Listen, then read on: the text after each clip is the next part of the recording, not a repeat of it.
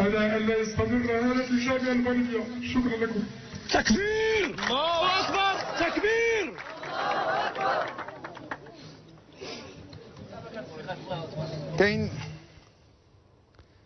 كاين دموع التماسيح وكاين دموع داودي. دموع الداودي لا تسيل إلا على أبناء عشيرته، ويا للأسف احنا بغينا واحد الحكومة اللي تبكي على ولاد الشعب كاملين، ماشي تبكي غير على ولاد الحزب ديالها. هذا هو اللي كننتقدوه. اما انهم يبكي ولا حنا كنتاثروا معاه وكنتاسفوا معاه، ولكن حبذا لو هذا السيد الوزير بكى ايضا على هذاك الطالب محمد الفزازي، وبكى ايضا على كمال العماري، وعلى طلبه اخرين وطالبات، وعلى مناضلين ومناضلات، وعلى ناس عاديين كيموتوا في ظروف مأساويه. هذه هي الحكومه اللي بغيناها تبكي علينا كامل، ماشي تبكي على اولادها، ماشي حكومه العشيره ووزراء القبيله. احنا بغينا وزراء ديال المغاربه كاملين، ماشي انا وزراء غير ديال العشيره ديالي.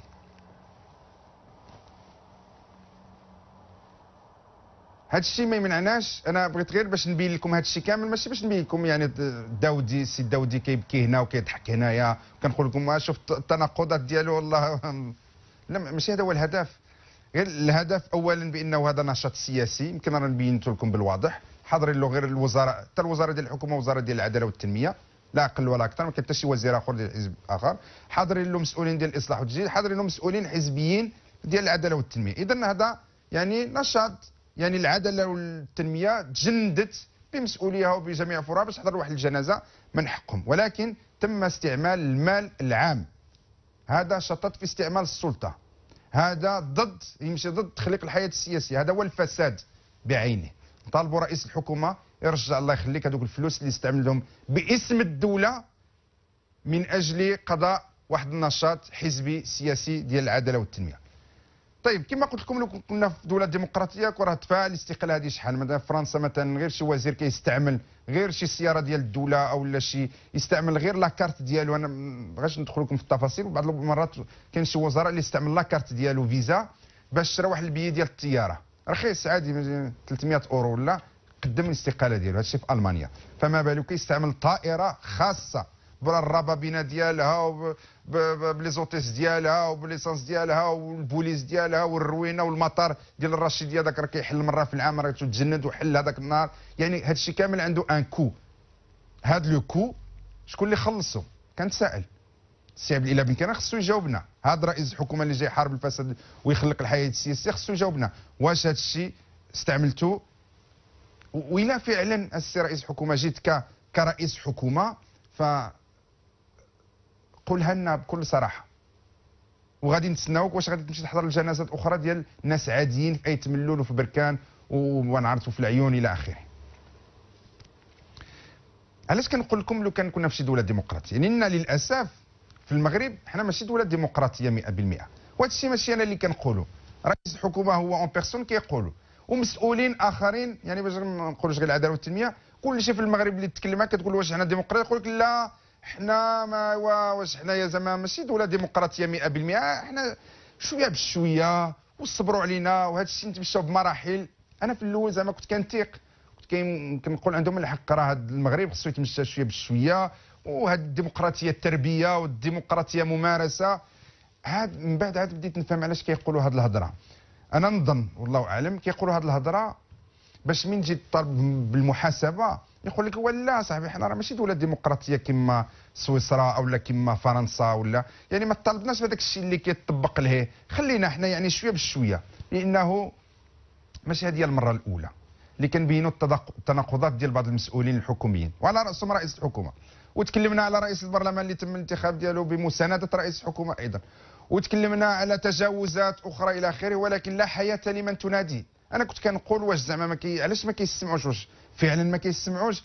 لا، انا تماك يعني والحمد لله هذا البرنامج بين لي بانه فعلا كاين حريه التعبير مطلقه في المغرب، وانا زعما اشهد على ما اقول.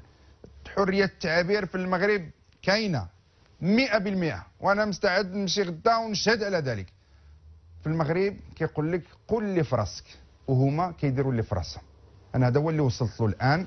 يعني رغم تبين التناقضات السيد كيستغل فلوس الدوله باش يستعمل لاغراض سياسيه، راه ما غادي يقدم لا استقاله، ما غادي يعوض لا الفلوس للدوله ولا حتى شي حاجه اخرى. يعني تماك عاد عرفت علاش كيقول لك حنا ماشي دوله ديمقراطيه. نسمعوا بن كيران واحد النهار قالها، قال كيتكلم على الديمقراطيه في المغرب، بغينا نرجعوا نسمعوا هذا المقطع. طبعا ماشي الديمقراطيه ديالنا هي الديمقراطيه ديال سويسرا، سمحوا لي انا متفق معكم. عندنا ديمقراطيتنا تتطور.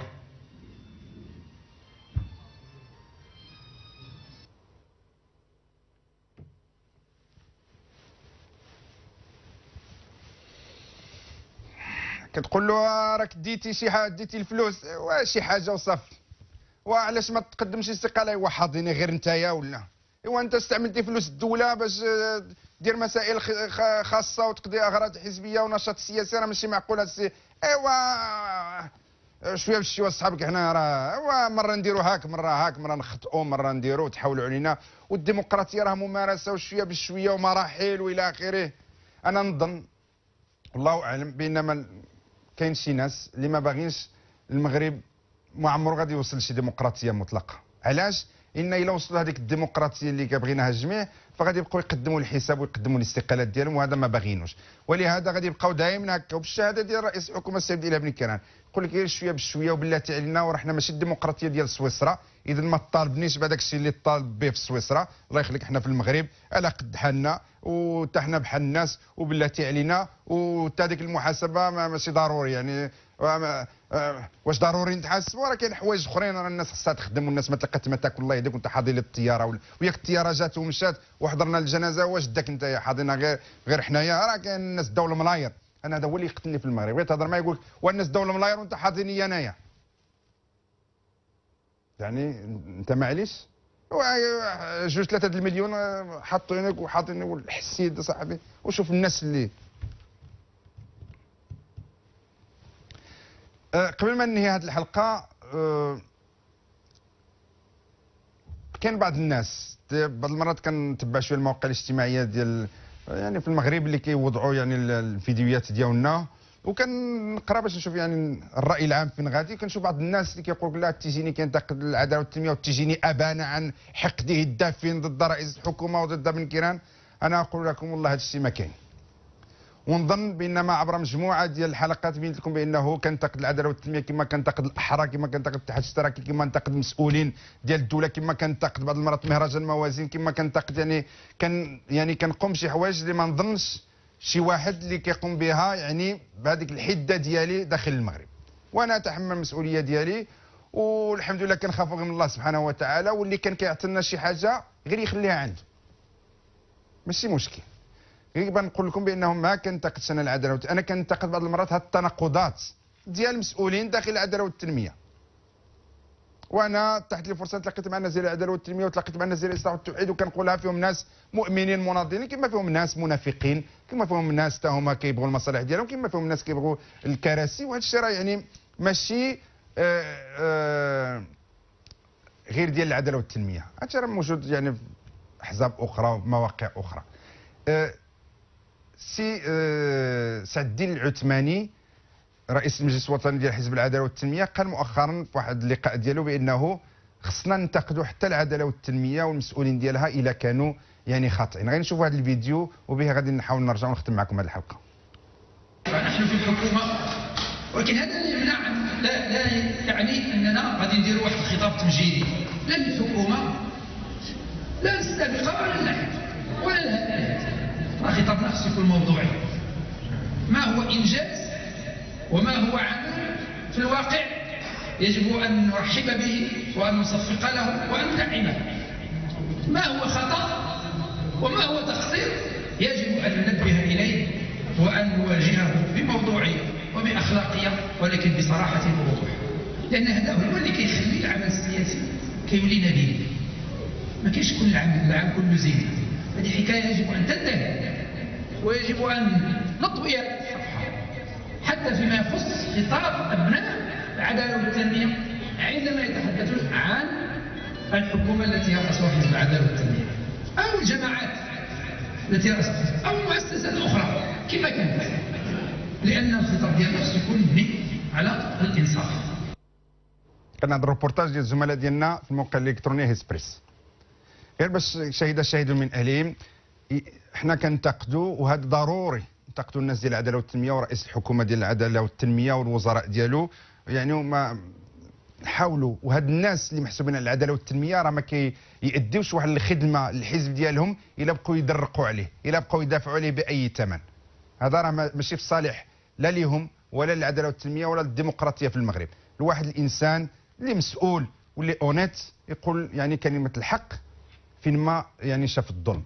انا كنشوف اخطاء كيرتكبوها رئيس وزراء العداله والتنميه كنقولها، هذا لا يعني بانما انا ضد حزب العداله والتنميه، هذا لا ينفي بانه كننتظر الجواب ديال السيد رئيس الحكومه، وكننتظر انه يرجع لنا الفلوس اللي خسرهم هذاك النهار على الطائره الخاصه ديالو اللي داتو من الرباط حتى الرشيديه. هذوك فلوس الشعب.